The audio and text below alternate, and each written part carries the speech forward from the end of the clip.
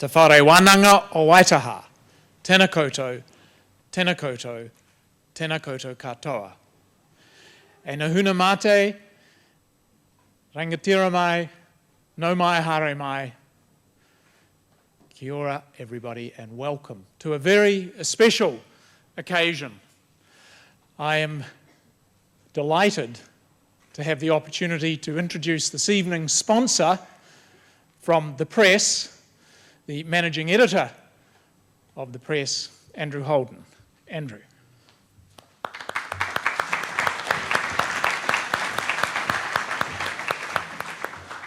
Good evening, everybody, and thank you, Rod. I'll claim no credit, actually. The credit goes to my General Manager, Andrew Boyle, and sitting in the front row here, John Wally from the New Zealand Manufacturers and Exporters Association. They're the ones who pulled out the checkbooks to allow Craig to come and visit us.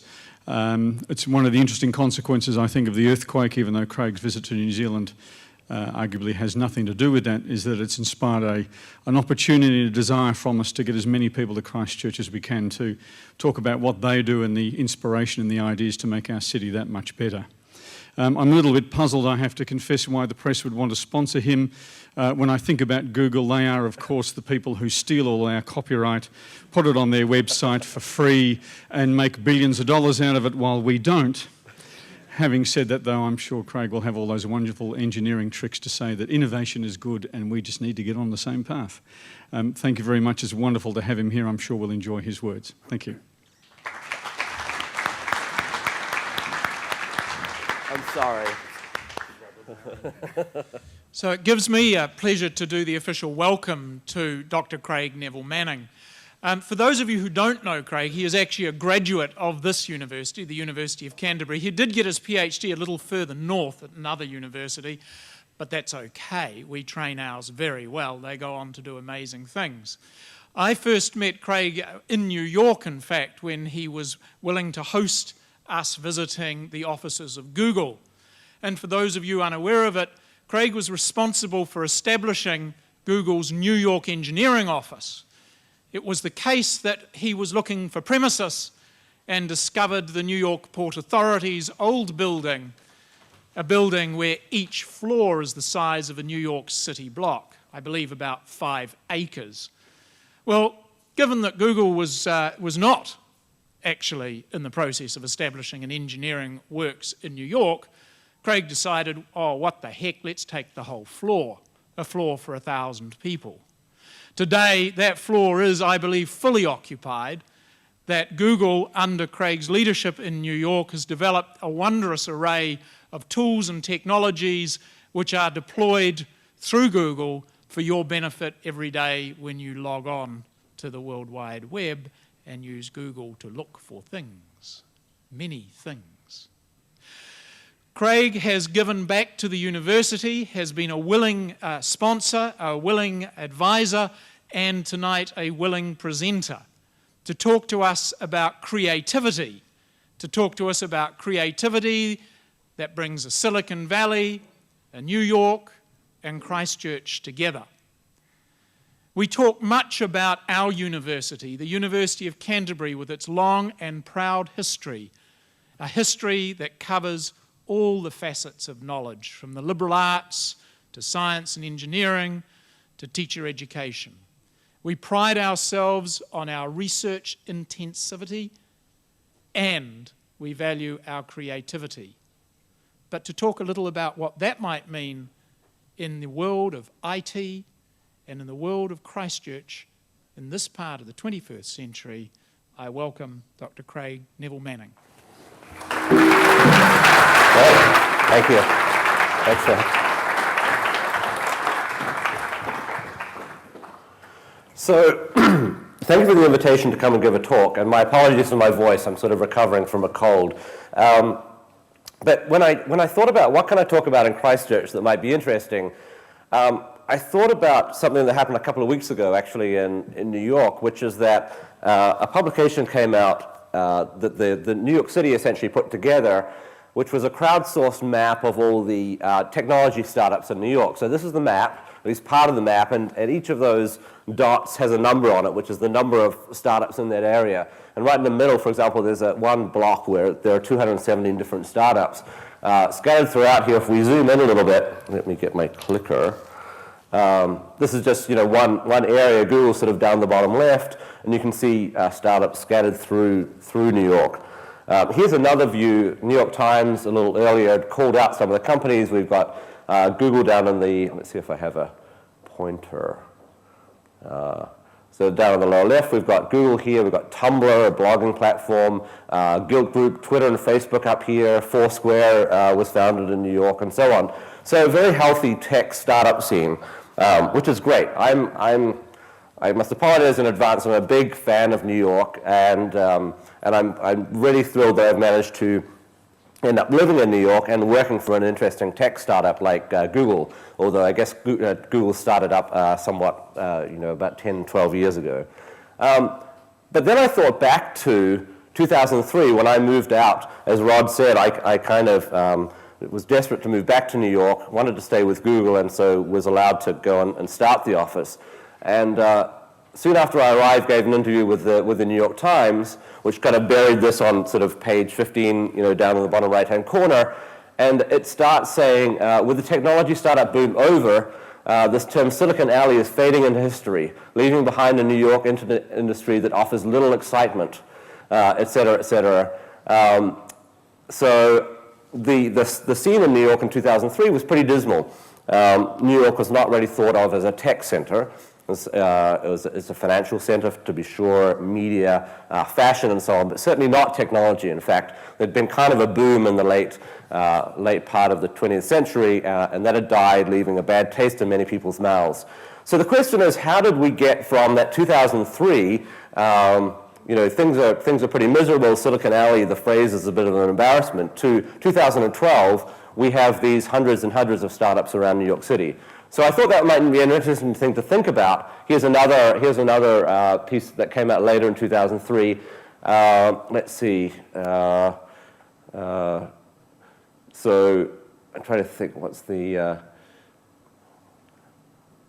3 years after the technology boom went bust, Google's recruitment efforts represents one of the few positive signs for the city's downtrodden tech industry. So things were pretty bad. Things end up looking quite good. And the question is, can we learn from that? For example, for Christchurch, which has, I think, a great tech industry already, but can we make it even better? But I'm down here partly for the Transit of Venus and a forum that's organized around the Transit of Venus. And I thought we might start this whole technology startup and the impacts of research and investment a little bit further back, in fact, maybe 243 years ago. So I want to do a little poll here. So who's heard of the Transit of Venus? Okay, fine. So that's great. So who could explain what the idea of observing the Transit of Venus was and how it would lead to the calculation of the astronomical unit? Okay, good. Raymond Wilson, I see, knows, and a couple of others. Okay, fine. So that's sort of the result I was going for, because it allows me to tell you a little bit about all the research I've been doing as a non-astronomer to figure out why I was coming all the way back here to observe the Venus transit. So we're going to, trust me, I'll get back to the matter at hand, but indulge me for a few minutes. So it turns out, if you know Kepler's laws of motions, and you look carefully at Venus, you can compute how long it takes Venus to orbit the Sun, which is faster than the Earth because it's closer to the Sun. And based on that, it's a very simple law. You can compute the relationship between the distance that Venus is orbiting from the Sun compared to Earth's orbit, based on the relative lengths of the orbits. But you don't know any absolute values. So you can figure out, for example, that Venus's orbit is 0.72 of Earth's orbit, so it's 0.72 astronomical units. So in the 18th century, we knew the size of the solar system expressed in terms of Earth's distance from the Sun, but we didn't know it in, for example, kilometers. So to figure out how far the Earth is from the Sun, one way to do that would be while Venus is transiting, which is essentially an eclipse, just a sort of an unimpressive eclipse because Venus is very small on the Sun. two different people at two different places on Earth, for example, England and Tahiti, would see Venus cross the edge of the sun at slightly different times due to parallax. And so this is a sort of expanded version of this parallax. You can see on the Earth we've got somebody in England and somebody in Tahiti, and the spot appears at different times on moments on the sun. And of course, as you always say when you have a diagram like this, the scale, these things are not to scale. So this is sort of roughly to scale. If this is about 1,000 pixels across, and this is a little spoiler, okay? The Earth is about 150 million kilometers from the sun, so I'm sorry to ruin that for everybody, but that's the end of the story. So that's about, every pixel is about 100,000 kilometers, and so the sun is about 1 million kilometers, so that's 10 pixels, and the Earth and Venus is still not to scale because they're 1 pixel and they should be a tiny fraction of a pixel. So these parallaxes are incredibly small. The actual angle subtended is only 0.002 degrees. So the question is, how on earth are we going to measure this? Well, if you do the calculation, you can sort of do it in your head roughly. If you know that Venus's orbit is 200 Earth days, and our orbit is 365, that Venus is going to sweep across the Earth, the width of the Earth in terms of angles, in about 10 minutes. So if you have two different places on Earth observing this parallax, then if you can time down to the second, then you can compute the distance of the Earth from the sun with very simple trigonometry, because you know the distance between the 2 points on Earth, and you can then figure out the angle. So just a regular inverse tan will get you the, sorry, you don't know the angle, but inverse tan will get you the right value, but you have to time it down to the second to get to within 1% or a fraction of a percent of the distance. So I'm not sure whether that was completely clear, but it essentially, by timing very, very cleverly, it was possible to compute this distance in actual coordinates like meters, and then from that flows all the dimensions of the solar system, which is pretty cool, a pretty huge advance. And so Captain Cook was given orders to take a number of scientists down to Tahiti to observe the transit. He observed the transit. They very carefully timed it. It turns out that there are lots of optical problems which make it difficult to see exactly when Venus is on the edge of the sun. There's various distortions that they weren't expecting. But because measurements were taken in Tahiti very carefully, but also in other places around the world, over the next few years, they crunched all the numbers using computers, of course, people scribbling down with pencils, and calculated to a very, very high degree of accuracy the distance from the Earth to the sun. And this, by the way, at the top is a reproduction of Cook's actual sketches. You can actually see the little optical problems here where it touches the edge of the sun. You get a little what they call black drop effect. But they managed to account for that and got good data. So you know the rest of the story probably, which is that Captain Cook, after they observed the transit of Venus, he'd been given in England a sealed envelope, and he opened the sealed envelope. He was told to open it after the observation, and it said, continue on south and discover the fabled southern continent, the great southern continent, which kind of counterbalances all the land in the northern hemisphere. Right, which doesn't exist. They weren't thinking of Australia or Antarctica. They were thinking of something much larger. But he did find New Zealand, and he circumnavigated New Zealand. Even though Tasman had come across New Zealand 100 years earlier, he hadn't really explored it, and Captain Cook provided these incredible maps and then, of course, came back. So this sort of long, long walk to our theme tonight is that big science has unintended benefits. The scientific quest to measure the astronomical unit led to the discovery by Europeans pretty much of New Zealand. The Royal Society chose the locations that Edmund Halley said would be best. Edmund Halley didn't live to see this, but he knew that the transit was coming and explained how to do the measurements. And then King George III was persuaded to allocate £4,000 and a Navy boat to actually to complete the voyage, and ended up with something that led to our lives being what they are today here in New Zealand. And so I think there's a very real connection between government funding, between academia, between individual entrepreneurs, and great outcomes that affect all of our lives. Those connections are often not particularly direct or even predictable, but they're critical nonetheless.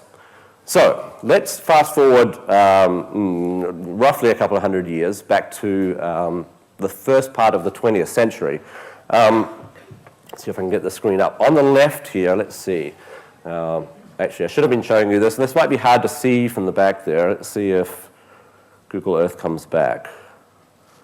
Try that again. I'm sorry, this might be hard to see for some of you right in the back. But this is Tahiti.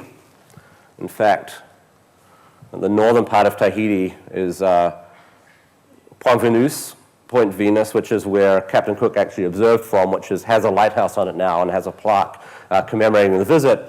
And of course, here we are right here. Let's see, zooming in, Christchurch.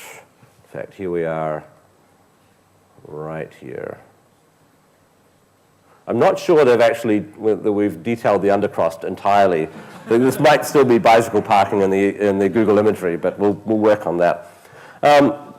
So Silicon Valley, I went to Silicon Valley I think on the way to a conference once, and I was very excited to go there because I'd heard amazing things about it. And I sort of arrived there, and it's basically a strip mall. Incredibly disappointing. It didn't even really look like a valley, to be honest. And I was on a New Zealand student budget, and so I sort of took the bus down from the airport and kind of milled around and tried to get a sense of why this was even a valley. Well, I'm going to try and convince you that it is kind of a valley. If you look from the right point, San Jose is kind of in Silicon Valley, and I've exaggerated the scale threefold. So you can kind of see that looking from San Jose up to San Francisco, there are these hills on either side of San Francisco Bay. And so that's kind of Silicon Valley, but the big sort of alluvial plain in the middle is pretty wide. So it feels like you're just in this big plain when you're really there. The key to Silicon Valley was really Stanford. So let's zoom in. Stanford's kind of halfway up the valley here in Palo Alto.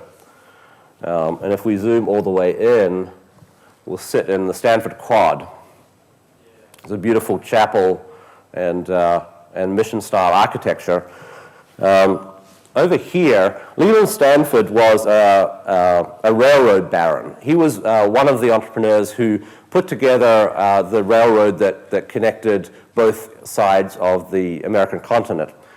He was actually there when they drove the Golden Spike in, when they actually connected the rails at both ends. So he made a lot of money, along with a number of other people. But he had a tragedy that befell his family. His son, his only son, his only child, traveling with him and his wife in Italy, contracted a disease and died in 1884, I think at the age of 16. And this was a terrible tragedy for the family. And his wife, Jane, said, you know what we should do? We should make all of the children of California our children and build them an amazing university for them to study at. And that was the beginning of Leland Stanford Junior University, which is the full name of Stanford University. Leland Stanford Jr. being the dead son. So that was founded in the 1880s and had its first class in 1891. And that's the chapel that we're seeing over here. And that's one of the critical pieces of Silicon Valley. That was sort of the cornerstone of Silicon Valley. And I think in the same sense, a university like the University of Canterbury is really the cornerstone of entrepreneurial activity and startups and technology in a place like Christchurch. The next thing that happened and by the way, I'll give you a bibliography at the end. There's a number of really interesting books about some of these characters and some of these stories behind Silicon Valley. Tom Wolfe wrote an amazing magazine article that talks about some of the folks that we're going to talk about in a moment. But first, Terman. So Frederick Terman joined Stanford in 1925, so I guess Stanford was about 30 years old then. He went away to the East during the war to work on radar jamming. And then when he came back, he was made Dean of Engineering. So he had he was not only an academic, but he was forced to be very, very practical working in the war effort. And when he became Dean of Engineering, one of the first things he did was founded something called Stanford Research Park, which is essentially the first research park, technical research park. Stanford himself had bequeathed a lot of land to the university, so they took some of that land and invited companies to actually start up there, right beside the university. So Terman was kind of a bridge between academia then and the business community. And a number of these companies, Varian and some of the ones we're about to talk about, co-located into that area. One of the companies that located into the area was Hewlett-Packard. Hewlett-Packard's famous for many, many things. One of them is that they were the first tech startup to be operating out of a garage, at least the first well-known one. So this is the actual garage. It's been kind of maintained now by HP. It's pretty unassuming. You know, it's perfectly nice and all, but it's kind of surprising that something like this was the basis of a company that's endured to this day. Eventually, they moved out of the garage and into the Stanford Research Park. But this is where they started off, so I think we can actually go there. Incidentally, this is not too far from the quad. This is the Terman Engineering Library, so this was built in the last 5 years or so at Stanford. This is sort of part of Terman's legacy to Stanford. But let's jump out of here. Not, again, a matter of 3 or 4 kilometers away across Palo Alto here's the house. Unfortunately, with Google Street View, you can't quite see the garage. The garage is kind of hidden down this driveway to the left. But you can see the same style of houses here as the garage. This kind of cedar shingles and green paint. So that was exactly where the garage was. And Hewlett and Packard basically were Terman students. They left and built radio oscillators in 1939. In fact, one of their first sales was to Disney Corporation. And Disney used their oscillators to perform some of the music for Fantasia. And so right off the bat, they were involved in media. And they hand-built oscillators and calibrated them and so on, sold them out of this garage, essentially, in the beginning. And then something else happened. So who knows what this is? You just shout it out. That's exactly right. Brent Martin, first in with, it's a transistor. It's a pretty messy transistor, but this is one of the first transistors developed at Bell Labs. We'll get to Bell Labs in a minute, but this is, of course, revolutionized technology and basically created a whole industry of semiconductors. William Shockley led the group at Bell Labs to develop the transistor and was one of the 3 that got the Nobel Prize for developing the transistor. He was, by most accounts, not a particularly pleasant guy, although he was brilliant. And he desperately wanted to get promoted at Bell Labs and have his own lab. Bell Labs decided not to do that, and so he left and he went back home. And home, it turns out, in this case, was Palo Alto, back right near Stanford. And he settled down and started something called Shockley Semiconductor and brought a whole lot of people out from Bell Labs and attracted other people. It turned out that he was pretty awful to work for, and so, which turns out to be a good thing in our story, because it meant that most of his employees, after a couple of years, left. So he sort of assembled this great crack squad of semiconductor electrical engineers that then flew to the 4 winds, and a bunch of them formed something called Fairchild Semiconductor, led by Robert Noyce. Robert Noyce initially joined Shockley and then left and built Fairchild Semiconductor. And to do that, he convinced a company, Fairchild, which was involved in cameras, to fund essentially a startup. So they all got stock in the company. They were funded by this larger company, but ran a pretty independent operation and pioneered a lot of the startup management techniques. The sense is this, and you're probably familiar with this from stories of various internet companies, and I think this is true of a lot of companies here in Christchurch, which is that once you've got a lot of smart people who individually have creativity that's going to be of immense value, can individually create immense value, you don't want to work them like serfs. You want to make their work environment pleasant, and you want to sort of let them loose, inspire them, and let them loose to do their best work. And so very informal work environments, very unlike what was happening out east, very unlike, for example, Bell Labs. And so that sort of set the tone for a lot of startups in Silicon Valley, which really continues to this day, where, for example, Google's dress policy is you must wear clothes. So I'm always embarrassed when, Rod Carr is always and Jeff Field is always, in shirt and tie. Actually, Jeff's not wearing a tie tonight. And, I'm always a schlub. But believe me when I say that I'm much more dressed up than I would be at Google. So Noyce founded Fairchild Semiconductor, and then after a while, it sort of seemed like a good idea to form another company, and he formed a company called Intel, which of course all of these companies endure to this day, but Intel in particular flourished. And so Robert Noyce was really responsible for setting the tone and setting the culture for a lot of these startups, and also for this idea that loyalty, the sort of the East Coast loyalty to companies for decades and decades wasn't necessarily most appropriate, and defecting and starting a startup actually was better for everybody. In fact, Noyce is so important to Silicon Valley that at the end of last year, you'll be familiar, Google has various Google Doodles where we change our logo. So on some days, we actually commemorated the birthday of Robert Noyce on our homepage. This was obviously an integrated circuit. He was instrumental in creating the integrated circuit, which was a big leap on just mere transistors. So that was Robert Noyce, and then fast forward next to, we're jumping now about, so there we're talking 50s, that Robert Noyce was doing a lot of this work, and now we jump to, let's see, try that again, jump up to the 1990s. So this is Susan Wojcicki. Susan was approached by a sort of an unkempt couple of grad students, Larry Page and Sergey Brin, and said, look, we're kind of getting kicked out of the dorms, and we can't run our little startup out of the dorm anymore. We need some actual space. Can we rent your garage? So, she had a pretty big mortgage, and she said, sure, you can rent my garage, $1,700 a week for a garage, and here it is, sort of down the back alley here.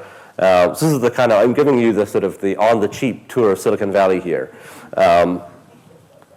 And then inside that garage, here's Larry and Sergey. You can sort of see the garage door in the background. And so I should be saying garage. I'll try and say garage. I've been in the US too long. You can see them there with their computer, sort of with the guts spilling out. And actually, I just noticed today for the first time that, see this desk that it's on? This is actually identical to the desk I had when I arrived at Google. It's a door. It's sort of an unpainted door from Home Depot. And then trestles underneath. It was kind of garage chic, I guess, garage chic. So Larry and Sergey operated out of a garage, partly presumably because they knew that in order to be successful as an internet startup, they had to at some point be operating out of a garage. So they sort of ticked that box.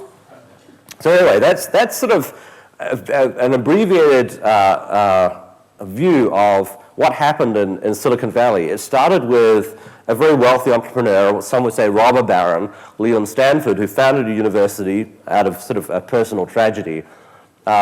A dean of engineering, Frederick Terman, who sort of had a good sense of how to straddle between academia and industry, and then a number of entrepreneurs who, partly out of chance and partly out of the sort of the forming magnetic pull of talent in California, built up a number of startups in California and sort of rode the wave of semiconductors.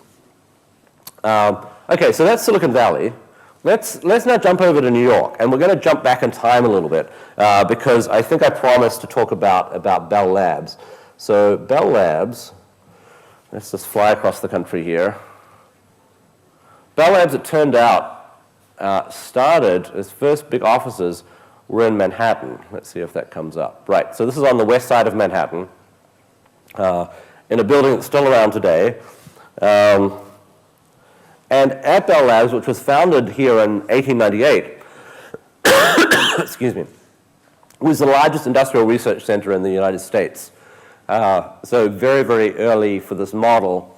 They there developed automatic telephone panel switches, talking movies, black and white TV, and then color TV. They developed radar, they developed the vacuum tube, the first commercial broadcast. They were even part of the Manhattan Project, which was called the Manhattan Project because initially it was actually based in Manhattan. Eventually, I guess they realized that building atomic bombs in a populated place was not a great idea. But they were part of the Manhattan Project. And they stayed in Manhattan actually for about 60 years. They started moving out in the 1940s and moved the last of them out in 1966. Incidentally, not everybody wanted to move to New Jersey, so we managed to attract some of them back when we started Google in New York. But Bell Labs, developing the transistor, for example, and many, many other things, was one of the things that gave rise to the tech industry as we know it today. But of course, as we've just seen, a lot of the center of gravity of that moved to California for various reasons. Another, up the street, up in Columbia, and it looks like we're flying a long way, but this is, I think just because the cab driver wants to make a little extra money. But we're actually up at 116th Street here, up near Columbia, was where the IBM Watson Research Lab was based. So IBM had a research base here. So Manhattan was kind of the center of, it was where it was happening for technology for most of the 20th century, until those companies grew so big that they ended up moving up to the suburbs. So fast forwarding a little bit, so this is 2003. We did a little photo shoot for the New York Times.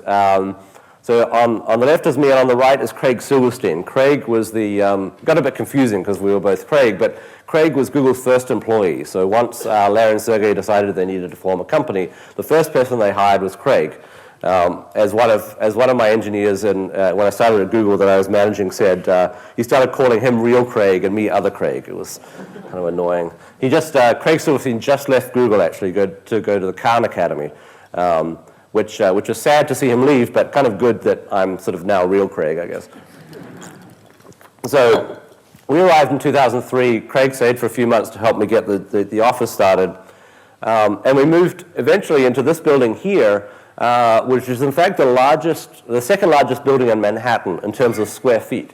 So it's only 16 stories high, so not particularly high by Manhattan standards, but as Rod said, it occupies an entire city block.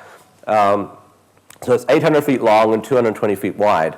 And the big attraction for us was that, and you probably have a sense of this, there have been studies to the effect that if you are on a different floor from somebody, you're much less likely to collaborate with them closely than if you're on the same floor as that person. Even if being on the same floor means it takes you longer to get to that person. There's sort of a psychological barrier having to go up a flight of stairs or take an elevator. And so being able to have essentially 800 people on a single floor on these 5 acres of space, Rod's got a very, very good memory. 5 acres is exactly right. It means that there's a lot more collaboration between people. Incidentally, in case you're trying to do the calculation, that's 160 engineers per acre. It's much more, if we filled it with sheep, we'd be much, much less productive. So we now occupy a whole bunch of floors in this building. In fact, we ended up buying the building, and so we're slowly filling it up. It's about between 2 and 3 million square feet, depending on how you measure. So let's fly over there. This makes it look like a cruise ship, just kind of sort of land in the middle of Manhattan. It's kind of weird, but let's see. So that's the building right there as it comes into focus. It's also in a great neighborhood. The thing I love about New York is that you can work and live and entertain yourself and shop and drink and eat and so on, all in the same neighborhood, all within a few blocks. So it's sort of a very vibrant neighborhood. It's close to something called the High Line, which is an elevator railway track that's just been converted into a park. And so it's sort of got the best of all possible worlds.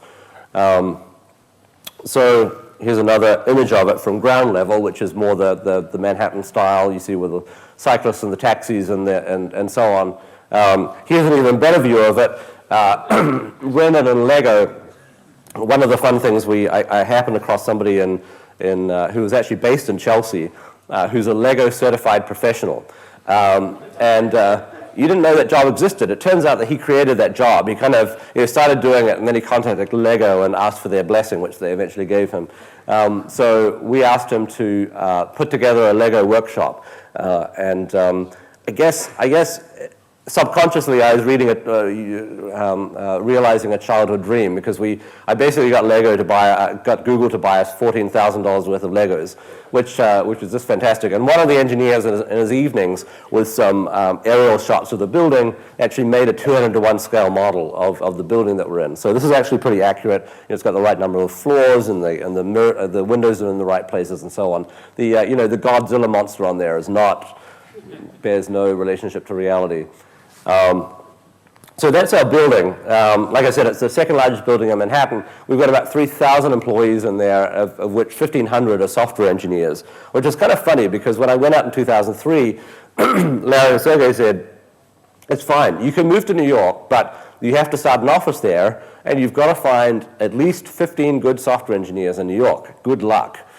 And it turns out that there are more than 15 software engineers in New York. And it's kind of now the anchor of the technology scene in Chelsea.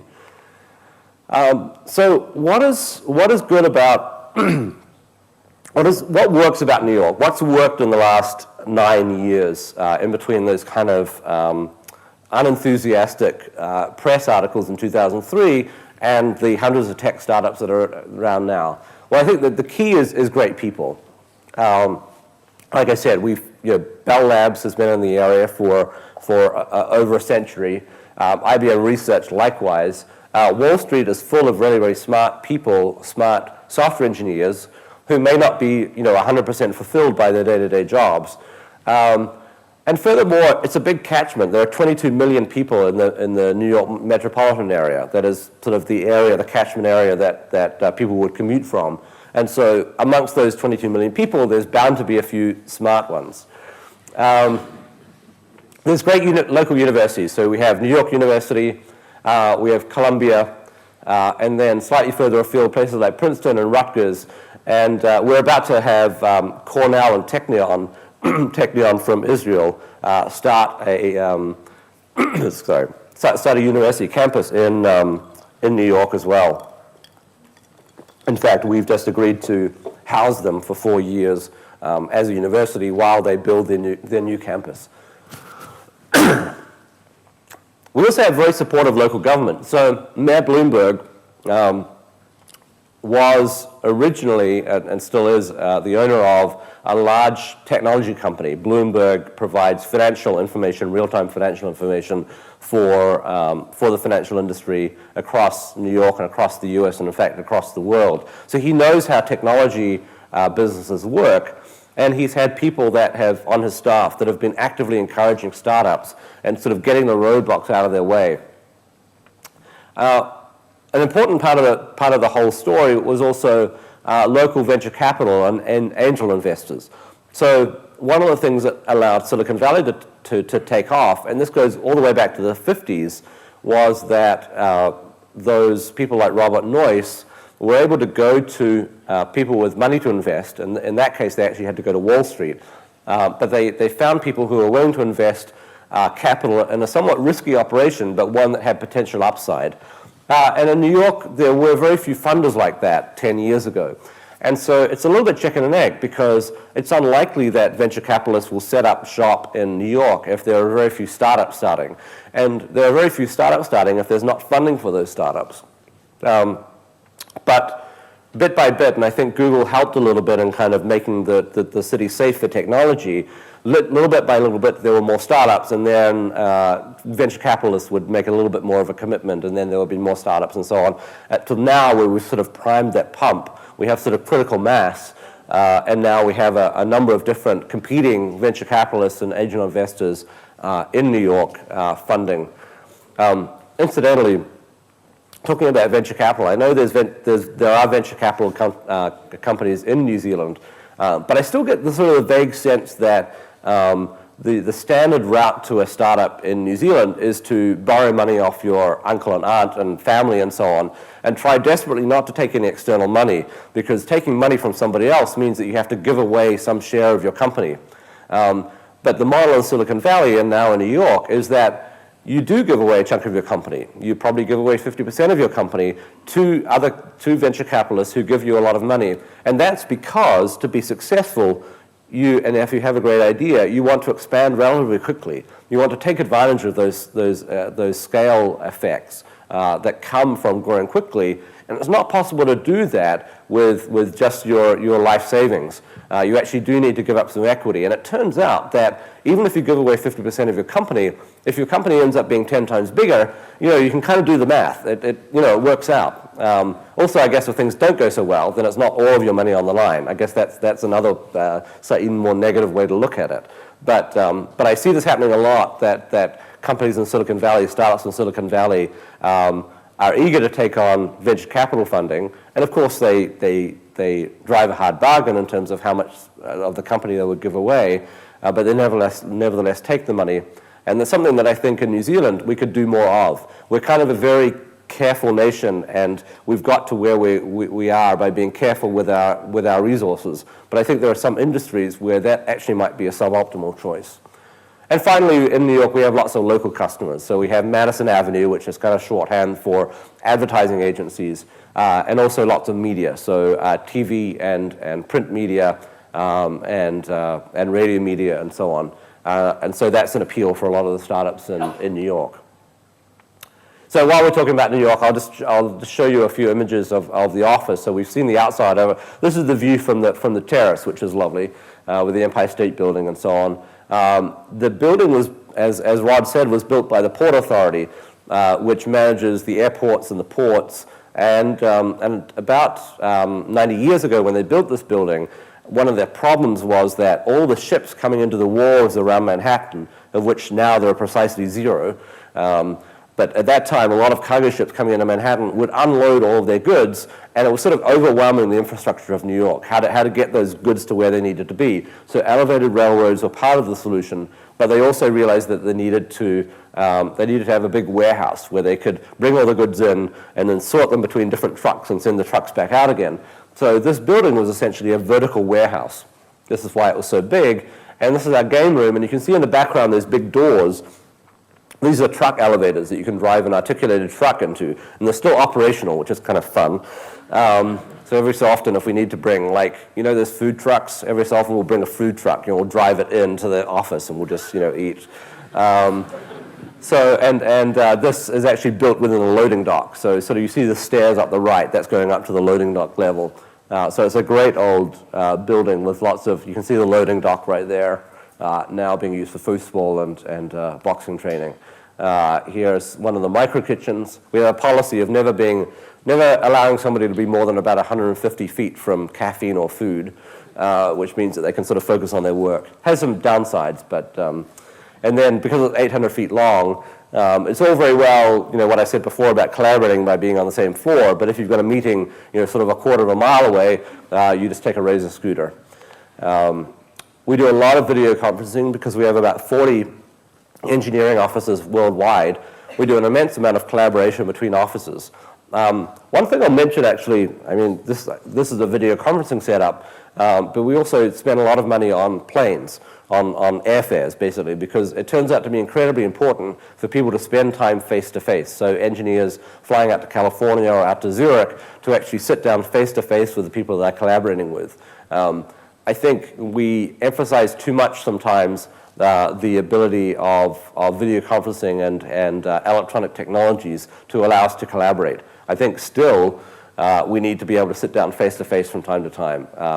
So I'd also exhort you to make sure you have lots of people visiting Christchurch and also make time to visit other places. But we do also have a lot of video conferencing in every room so that people can collaborate easily and seamlessly.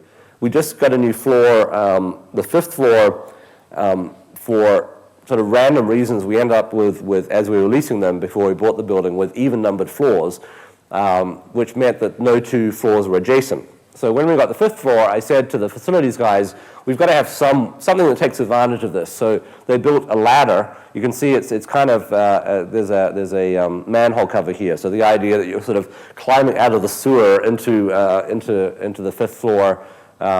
Here's somebody climbing down, sort of down the ladder here. And as yet, we've had nobody break a leg yet. So that's great. These are phone rooms. So as I said before, there's a lot of collaboration over video conferencing. So these are like little phone booths that you can go into that are all set up with always-on video conferencing and phones so that you can have a meeting with somebody in another office and not disturb your office mates. A bunch more phone booth rooms. And this floor, we decided was that the theme was Old New York. So these are named, this is Empire Theater, another meeting room that's named after a theater that once was in Manhattan. We also pioneered an interesting idea around desks. So we didn't give anybody any desk furniture, but we gave them lots of rods and clamps and flat surfaces, and got them basically to build their own desks according to how they wanted to work. So you can see people putting their systems together. And then there's a room you can go into that has all the pieces. So this is sort of Lego, but kind of magnified, so that you actually build your workspace, which was quite fun. One of our libraries, so you can go there and just get some quiet time. And in the back, there are bookshelves. This is before we put the books up. But if you push the bookshelves, there's sort of a secret thing behind, and there are basically lazy boy recliners. So if, at 2 o'clock in the afternoon, you're kind of waning, and what you really need is a 20-minute nap, you go to the secret bookshelves and have a nap in the lazy boys for 20 minutes. There's no lock on them, so you can't be in there forever, and you can't do bad things in there either, because there's not maximum privacy. This is a water tower inside one of our cafes. And then if you've ever been to New York, a lot of the local coffee places serve these takeaway cups, which say, "We are happy to serve you," in kind of Greek writing, for reasons that nobody really understands, and this kind of Greek motif. So we took that, and we basically made a whole micro kitchen based on that. So we have a lot of fun with design. Here's Joe, our head chef, and some of the stuff he makes. Anybody hungry? And we even have healthy stuff as well. So there's plenty of nicely cut up capsicums and radishes and so on. Cafeteria. Okay, so Christchurch. So just to sum up, I think that the impact of academia and government can have long-reaching consequences, as we saw with the Transit of Venus, which was a scientific expedition that turned into the circumnavigation leading to the settlement by Europeans of New Zealand. We talked about Silicon Valley, where the combination of a university and entrepreneurs made an incredibly vibrant technology industry, and New York, that more recently, with some great local people and some investment and some risk-taking on the part of technology companies, has really blossomed. The question is, are there any lessons here for Christchurch? I know that the tech scene in Christchurch is already pretty impressive. We have lots of startups. We have amazing companies like Tate Electronics that have been around for a long time. But let's see if there's some interesting lessons. So, like I said, I think for collaboration, there's nothing quite like sitting in the same room. And it would be great to make Christchurch a must-visit place for scientists and technologists from around the world. And I've been sort of peripherally involved in something called the Epic Tech Hub, which a lot of you will probably know about. And I think spaces like that, where rather than having a number of startups kind of scattered all over, in a place the size of Christchurch, I think it makes sense to concentrate. So to have a place where, if I'm coming to town, I know there's an address that I can drive to and go and hang out, and know that I'm going to bump into a bunch of interesting people doing really interesting technology work.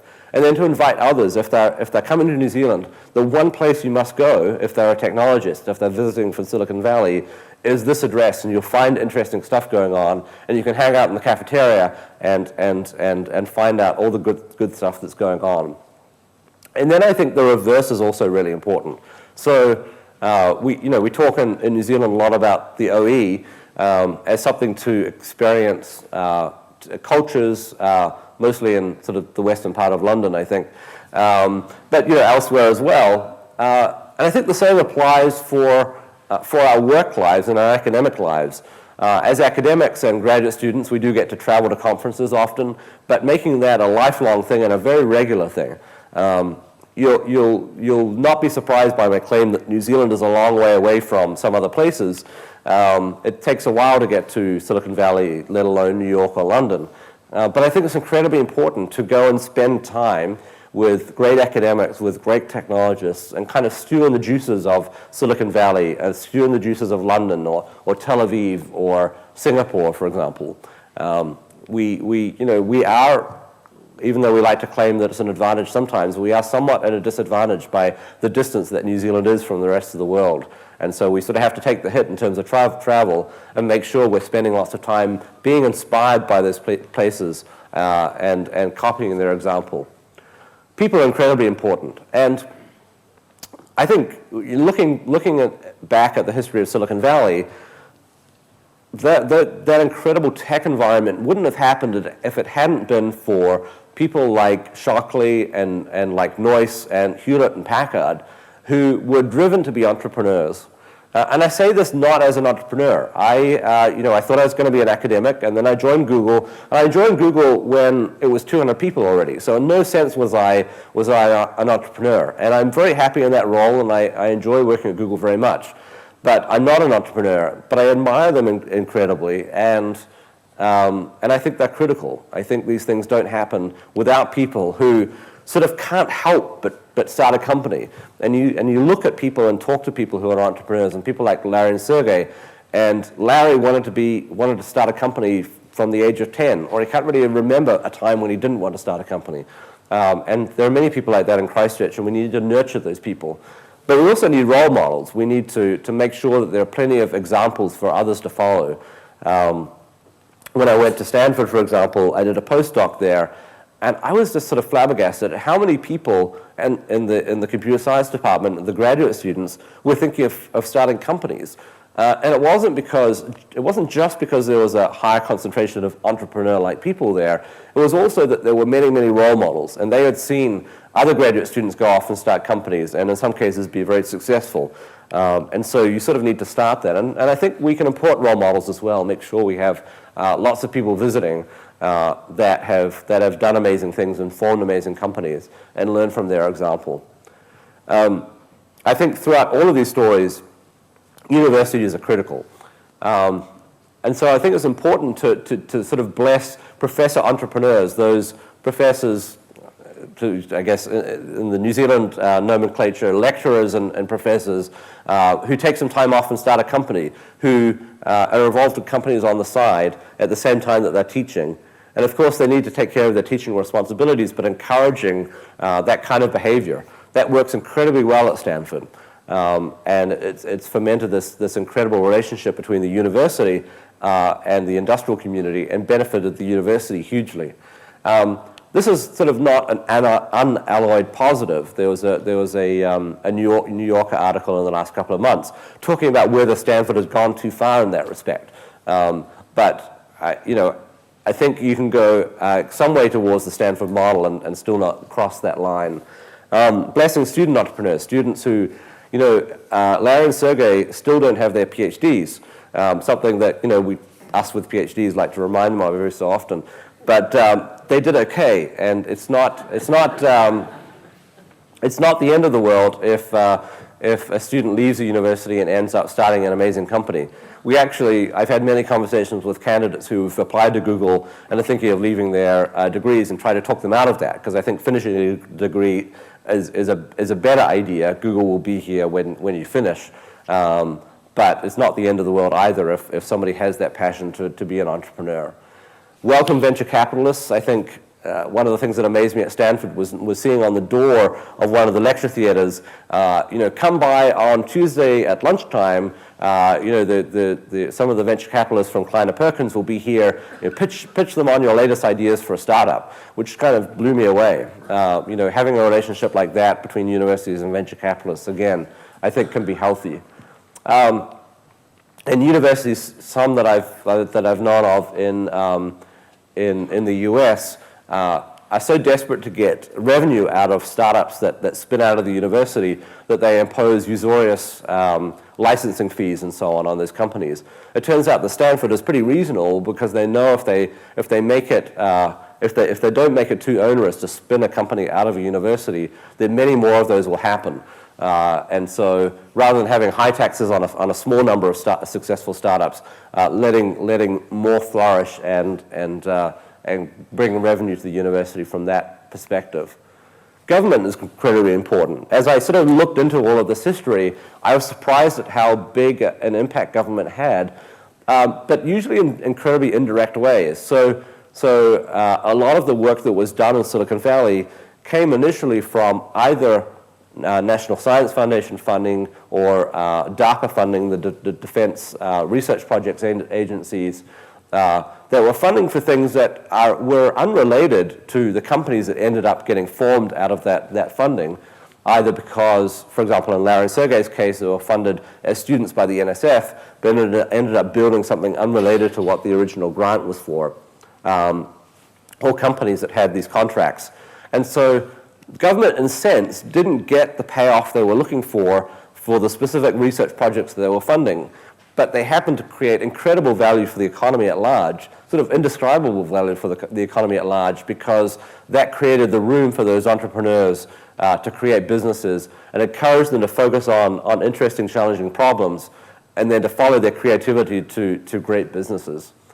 I think it's important then that government, in terms of research funding, doesn't try to pick the winners, doesn't try to specify exactly what the next great businesses are, but funds people who are incredibly ambitious and also who have great ideas.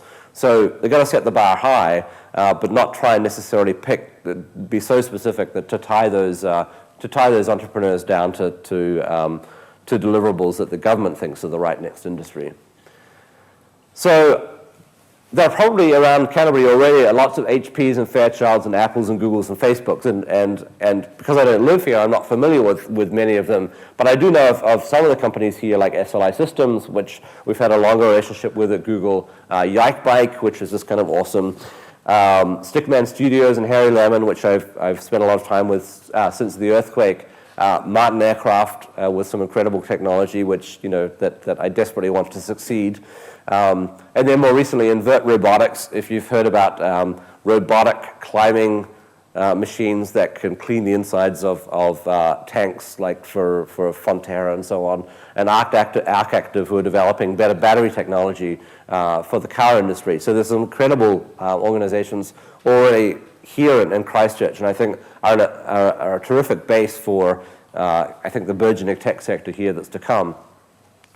Totally randomly, I don't know if there's anybody here in Christchurch working on additive manufacturing. That's kind of 3D printers and so on. It seems like, I'm going to assume you're somewhat familiar with the idea that you can have a kind of a computer-described shape that can then be 3D printed using some sort of technology.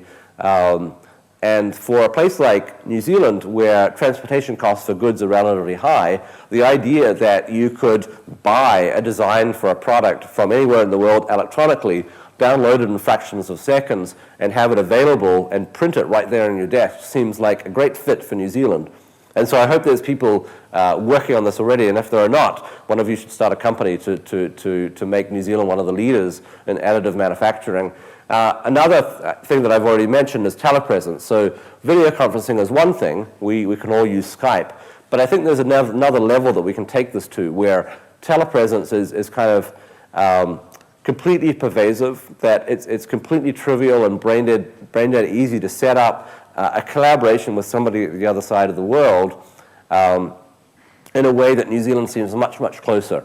I've had a couple of invitations recently to give talks in New Zealand, and I've had to say, look, there's no way I can make it from New Zealand from New York to New Zealand for that, but I'm happy to do it by video conference, and I did that for the Canterbury Software Canterbury Software Association, and I don't know how it was at this end, but it kind of worked. We actually had to put a lot of work into figuring it out, but it should be kind of push button simple for you to say to somebody in London, we're having a conference, we want you to speak, turn up this address in London, we have everything set for you, and you'll feel like you're right there with the audience.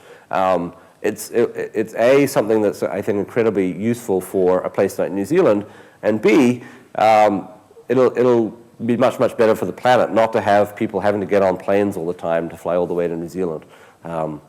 Even though, as I said, there's nothing that quite beats a face-to-face conversation. So here's my bibliography. So Tom Wolfe wrote this magazine article about Robert Noyce. So you can Google that, and you can use Bing or something, and you can actually find the text of that available online. Stephen Levy wrote a book about 25 years ago called Hackers. And if you haven't read Hackers, it's a really interesting read about essentially the 60s at MIT through the 70s and 80s of the development of the microcomputer. And some of the characters involved there. And then In the Plex is a more recent book of his about Google itself, about the history of Google. Michael Lewis, who's a great author, wrote a book called The New Thing about Jim Barksdale and who's the other? Anyway, It's a fascinating story. And then, of course, the Steve Jobs book that just came out by Walter Isaacson. All of those books are great as inspiration and fill in a lot of the details that I've sort of glossed over. So this is apropos of nothing, but it's kind of awesome. So you'll probably be aware that Google's developing self-driving cars. So here's a Prius with a laser on the top. It's always good to have lasers. This is a LiDAR. This is a range sensing laser. So it spins incredibly quickly and senses the shape of the area around it. GPS, of course, wheel encoders so it can measure how far it's gone, radars on all the sides, and so on and so on, and a safety driver, because we still have to have somebody at the wheel, according to California law. So this is inside. There's all the equipment in the trunk and the boot. And here is it driving a course. We don't have audio, I guess. This is, can you imagine? This is the crazy thing. I've been in the back of one of these cars as it's driving this course, and because it knows the course so well and knows exactly where it is, it drives like a bat out of hell. It's completely terrifying, but it absolutely knows exactly how fast it can take any of the corners. I mean, some of the cones are knocked over, so I guess it's not perfect, but it's kind of incredible. And then here is what the computer sees inside the car. You can see our car is the red one at the back there, and it's sensing people over here. This is actually what it's seeing through the camera. You can see there's pedestrians over here. It's sensing the pedestrians. It knows there's a crosswalk. It's recognized that symbol. And so it slows down and it stops. You can see the laser rangefinder sensing the environment around. It slows down to a stop. The people cross in front.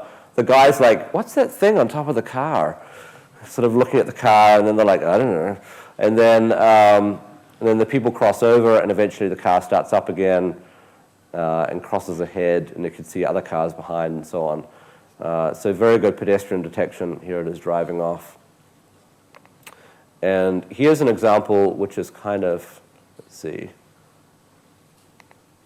kind of terrifying. This is a road up in the hills above Silicon Valley, and here comes an 18-wheeler. And that's some pretty good driving there. It didn't even flinch. Or maybe it did, and we can't tell. I don't know.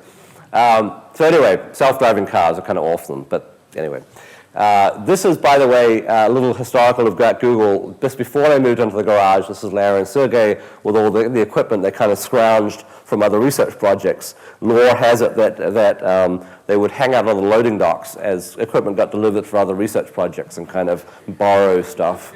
You got to do some things if you're an entrepreneur. In the back, you can see this kind of brightly colored object. That turns out to be their disk case, and they made it out of Legos because Legos were cheaper than buying a real disk case. Except they weren't even real Legos. They found sort of a knockoff Lego system at Costco, which is a warehouse, and I think there's extraneous bits on the top. The problem is they didn't fit together quite as crisply as Legos do. They weren't quite as high quality, so every so often they would have what I guess we'd call a system crash. The whole thing fell to pieces. Here they are in the garage. Here's our Lego workshop, $14,000 worth of Legos. So you can sort of sit at the tables and have a meeting, and it's interesting how your mind can work on one problem while your hands are doing something completely independently. And in fact, you're somehow, I think, more creative when you're fiddling with something with your hands. Here's that's that model I showed before of the building, the Empire State Building. Some famous computer scientists. This is if anybody's ever heard of Awk, the programming language that was written by Al Aho. There's Al Aho. Peter Weinberger, who's now at Google, and Brian Kernighan, who's also now part-time at Google. So these are their portraits made by somebody painstakingly. Larry and Sergey. And then this is the guy, the Lego certified professional, Sean Kenny, that I mentioned, put together the workshop. He also made us a logo. And so it's quite beautifully done. His concept was that sort of from a distance, Google seems very simple, but as you get close up, you realize it's actually quite complicated, which I thought was kind of a nice insight from a non-technical person. And with that, I'd be happy to take your questions. Thank you.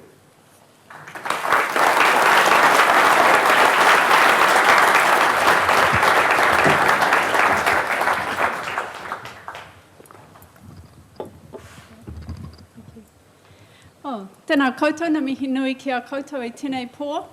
My name's Gail Gillen, the Pro-Vice Chancellor for our University College of Education, and it's my pleasure tonight to facilitate your participation as the audience members to ask questions or to comment on Craig's presentation this evening.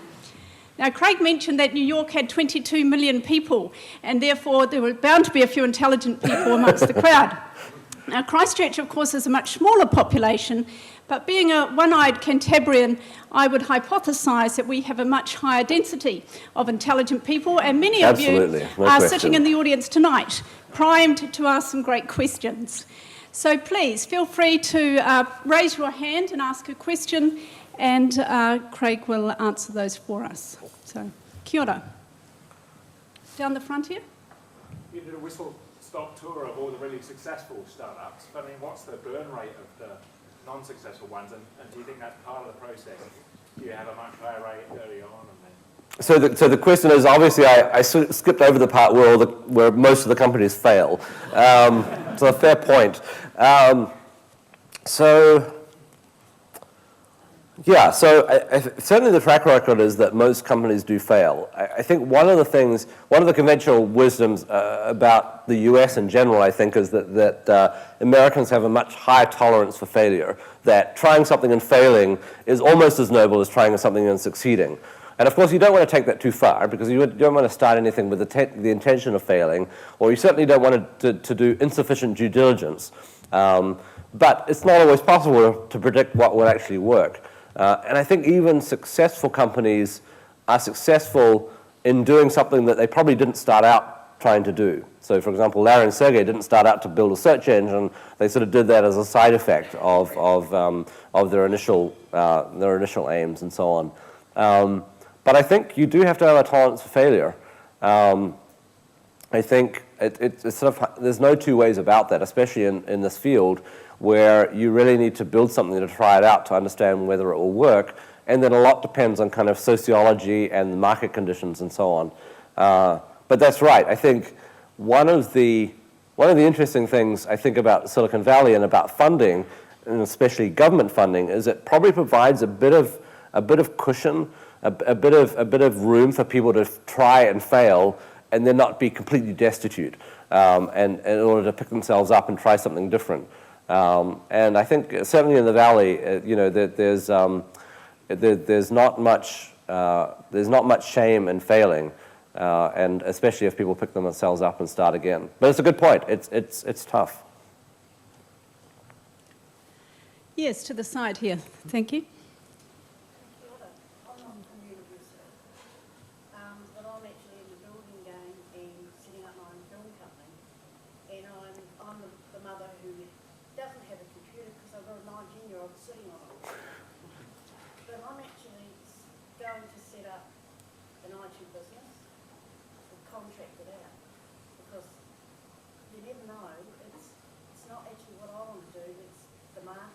Right. Determines what, and none of us know what's around the corner.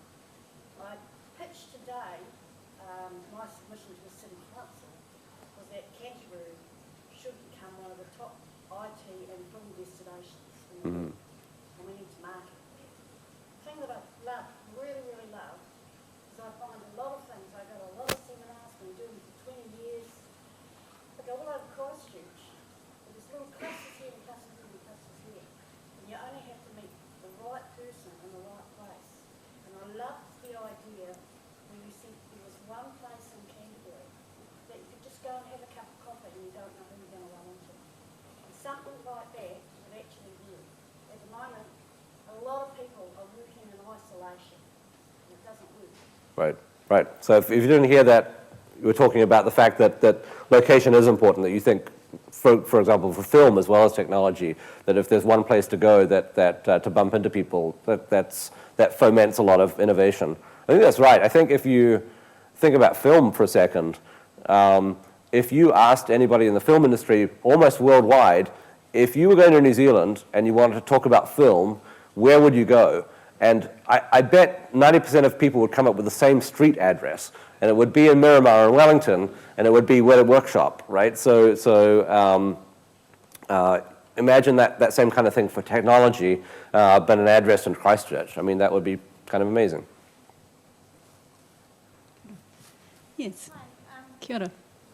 wanting to get into the IT field and looking at courses to do, coming from Shady Christchurch, and it's like everyone is wanting to know more, and would you be able to direct me to a course or? So, I mean, these young men were computer scientists, or were they networking professionals? right, that's a good question. So what sort of educational background do these have, and what can we learn for that? Yeah. So, I mean, this changes over the history of time, right? So for example, in the 40s and 50s and 60s, there were no computer science departments. These were all electrical engineers, and so that was their background. They were electrical engineers, and they were developing things like semiconductors. And then eventually, in the sort of 70s and 80s, computer science departments grew up because suddenly people started to understand that as a field that's separate. I think most of the people I know, and this is obviously by a sample, have degrees in computer science. And so that's the area. What I've noticed more recently is that a lot of the people who are doing startups now, and you look at something like Instagram. Instagram's an interesting company. We can discuss that for a while, but was just acquired by Facebook. They studied in computer science, but more precisely, they studied as part of symbolic systems at Stanford, which brings together computer science and kind of the arts and design, product design, and philosophy, and some other allied subjects. And a lot of product development isn't just about programming. It's not about building the next great storage system or even the next great search engine indexing algorithms. It's about figuring out how people will interact with the computers, how they're going to interact with their phones, what kinds of apps will work, how social interactions will influence the use of these systems. And so I would say that that's something that's got a good foundation in computer science and programming, but also brings in a lot of the humanities and a lot of product design and a lot of philosophy and sociology, is probably the sweet spot in terms of training now.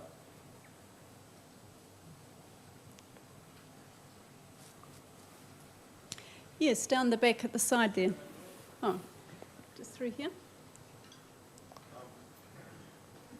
You mentioned that collaboration, that you do a lot of collaboration at Google, both electronically and face-to-face. I was wondering if, with your experience with that, if you've gotten any kind of insights about the types of problems that tend to require face-to-face interaction versus the things that can be done over electronic links. That's a good question. So the question is, are there different kinds of problems that some need more face-to-face interaction and some are more at the distance? That's an interesting question. Certainly, all the different areas within Google tend to require regular face-to-face. I think the key is, I think it's more about project sort of life cycle, in that at the beginning of figuring out what a new product or a feature is, you need a lot of face-to-face. You need a lot of in the same room, at a whiteboard, having lunch together, brainstorming. And then once the problem gets a little bit better defined, and you can kind of break that problem up and say, and start delegating those things, then people can go off and maybe can communicate electronically for the rest of that product. It's also the case that, and there are probably some sociologists and psychologists in the room who will understand this better than I do, but setting up a relationship face-to-face is a lot easier than setting up a relationship at a distance. So often we'll have people starting on a new project, we'll fly them all together, they'll spend a week working intensely together, they'll get to know each other, they'll go out to dinner with each other, and then even if for the rest of the project they're working remotely and they're video conferencing and they're emailing, they've built those, they understand each other, they sort of can interpret messages by email, and they understand what that person is trying to say, because even though the nuances of the message are lost in that kind of textual form, they understand that person's personality, and so, for example, you can avoid misunderstandings and so on. So I think it's more around project lifecycle than it is specific things. It's all the way from hardcore infrastructure up to tricky user interface designs. All of those require a combination of face-to-face and virtual communication. Down the front. You have to start a lot of projects in Google, and you have to kill some that don't go there. Yeah. And you've got a strategy for the company, presumably, and you've got an entrepreneurial climate, but you've got a big company to run. So can you give us any insights into how you run and kill projects and start projects and manage that whole chaos, or is it just a matter of just having excess cash everywhere? So the question was about sort of entrepreneurialism, I guess, within Google, in the sense that some projects grow and then we stop them if they're not successful and so on. And you joked at the end about excess cash. I have to say that having a good business model at the core of the company makes a lot of things easier.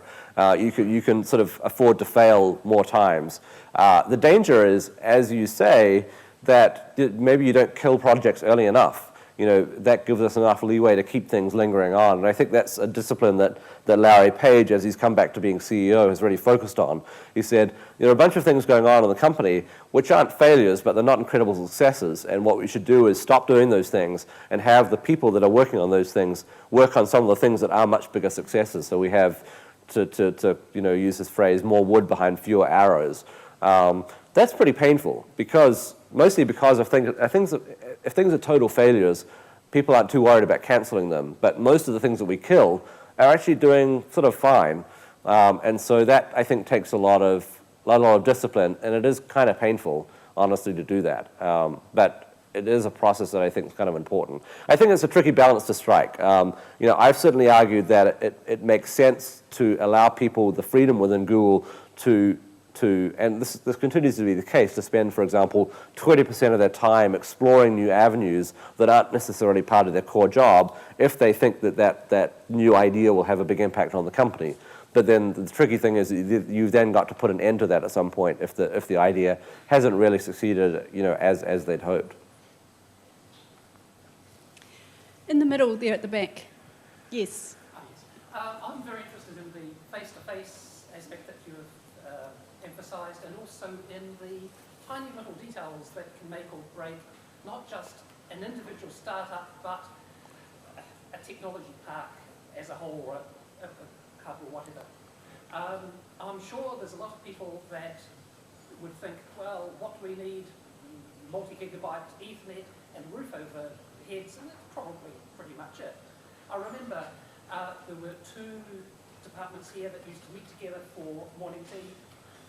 The theoretical physicists mentioned a problem they had to mathematicians who said, oh, that was solved in 1917 or something or other. Used different words back then, but that's your problem solved.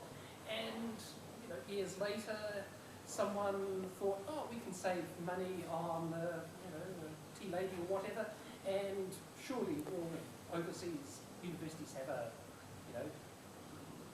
tea-making facility or whatever, just a few feet away from you, sort of thing. Who needs to meet sort of thing? So I think there's the little details that can kill a project, and also wondering whether you know of what specifically stopped the technology part becoming so large that was trying to start in the 1980s, that involved Tate Electronics and Link and so forth in Christchurch. It didn't really get critical mass somehow. Yeah, I'm not familiar with the case in Christchurch, but you make a good point that, and let me paraphrase that the killer app that Christchurch has to offer the world is the morning and afternoon tea break. When I moved from New Zealand to the US and went to Stanford, at lunchtime and then sort of morning and afternoon, I would say to my colleagues, who wants to go and grab a bite to eat? And they said, no, we just grab something from the sandwich place around the corner and bring it back to our desks and just eat while working. And that was true.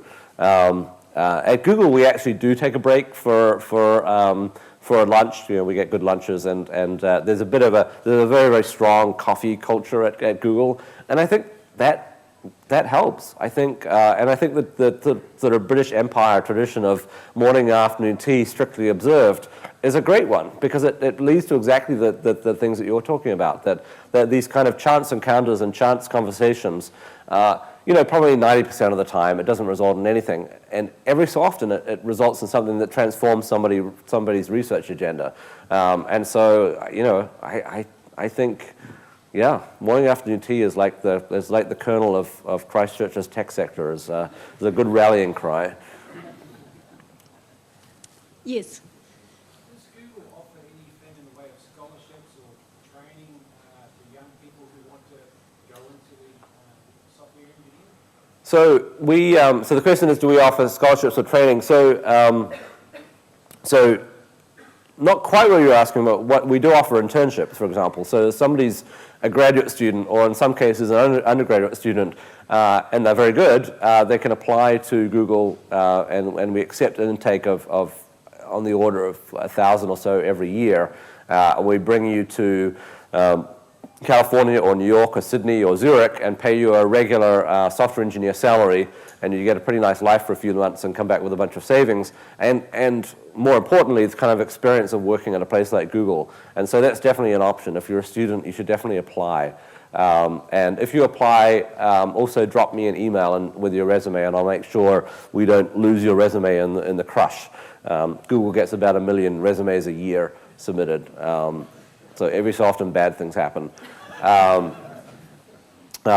Scholarships and so on, we do provide research funding, and we've provided some to lecturers and professors here at Canterbury and throughout New Zealand, and those generally go to support, as research grants do, mostly graduate student stipends. So that's another way that we do that funding. Down the front here. Yes, I understand Google solved a lot of engineering issues, such as big table and using standard off-the-shelf servers, all clustered together.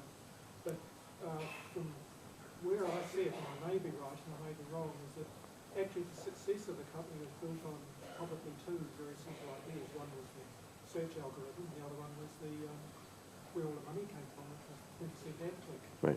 So I imagine from your side, you're looking for simple ideas like that can be turned into big revenue or big infrastructure.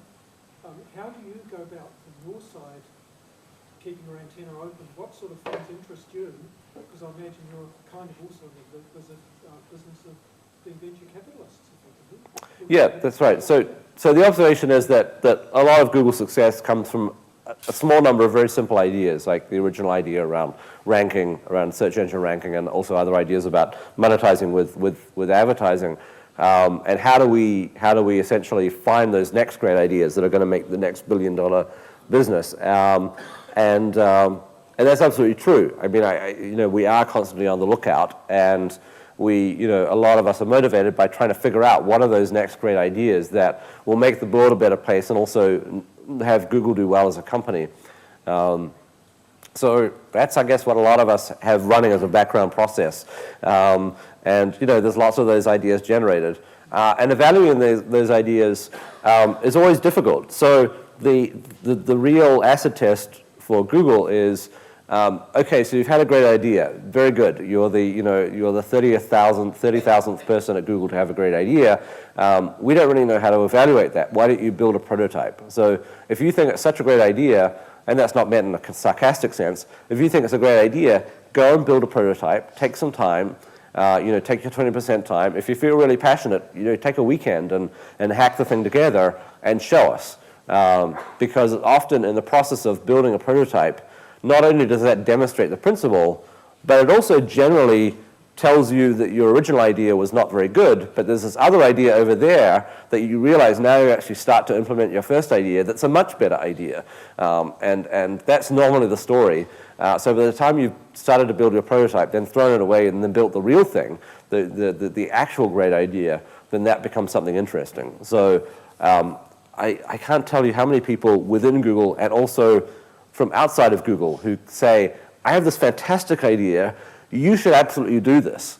And my response is always, No. You should absolutely do this. If you think it's a great idea, you should build it. If you're that convinced, you should spend some of your precious time and actually build it and try it out and tell me how that goes. And about 75% of the time, they don't. And then 25% of the time they do, and then that often results in something amazing. So I think especially in computer science, especially in software engineering, resources generally aren't a big constraint. Most ideas can be implemented on a laptop or on something like App Engine or EC2 or some online resource. And so there's not a great excuse to say, I can't evaluate this idea. Mostly you can come up with a way of building a quick and dirty prototype that will give you some feedback. Yes, in the middle there, please. What goes on in the different offices, like in Sydney, Zurich? Do they have specific? Right, so the question is, what goes on in the different Google offices? How differentiated are they in terms of projects? This is an interesting sort of historical process. We opened up about 40 engineering offices, and we hired sort of people to run them, and then they said, okay, what should we do? And we said, I don't know, figure out something to do, and so they did. So that turned out to be sort of an interesting way of running a distributed environment. And lots of good things came out of that. So, for example, in New York, we built something called Google Maps. In Sydney, they built something called Wave, which eventually got shut down. But they also took Maps and improved it. Eventually, that kind of shook out to where we're trying to reduce the number of projects at each site. So there is more and more specialization. So, for example, in Sydney, there's a very big emphasis on maps. Some of the original people who came up with the new Maps UI are there.